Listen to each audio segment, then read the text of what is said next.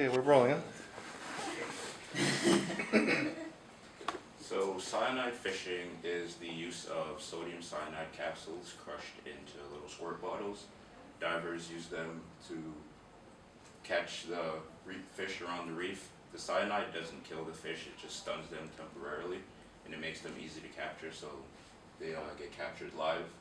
It started in the 1960s, so it was mostly used to supply fish for the aquarium trade.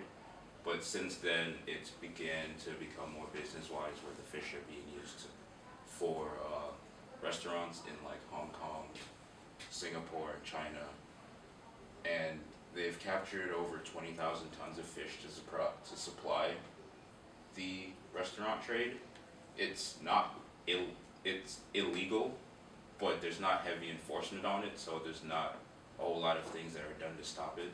They're afraid that if they like heavily enforce the laws, then it just becomes harder to find when people go underground. This is the map of all the areas that are predicted to be threatened by cyanide. As you can see, there's a lot of variation, and that's because there's a lot of cyanide fishing that hasn't been recorded. This map is actually specifically to destructive fishing, which includes dynamite fishing as well. So here's just the timeline of the events. It began in the 60s, and then in the 70s it started to begin, it was used for the restaurant trade.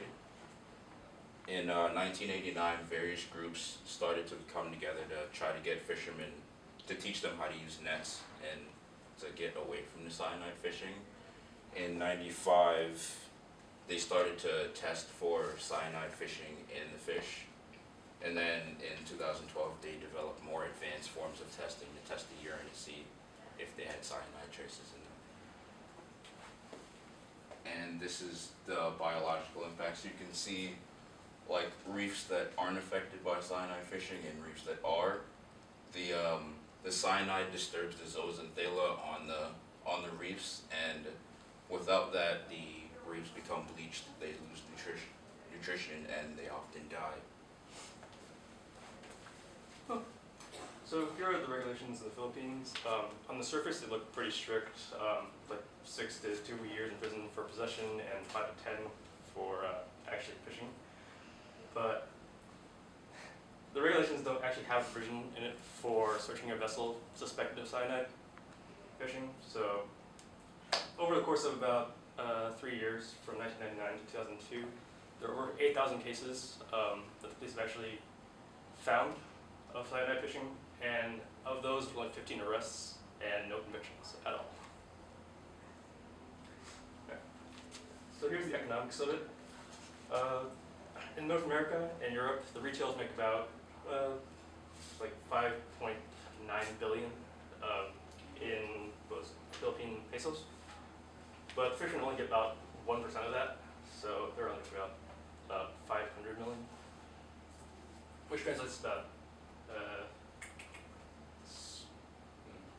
about $100,000 roughly.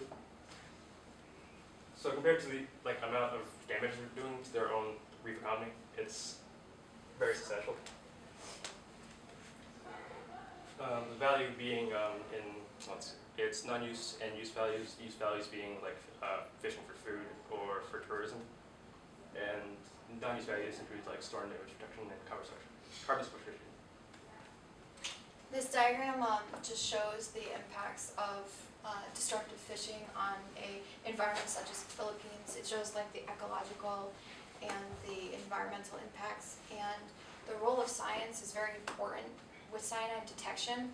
In 1995, they invented a test that would test the tissues of the fish.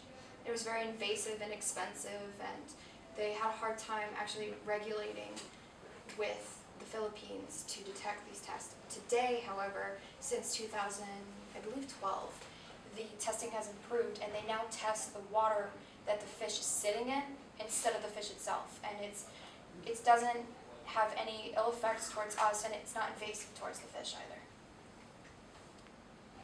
And it's helped a lot improve the regulations, and hopefully eventually their goal is to eliminate this in their culture. 5 minutes. Really?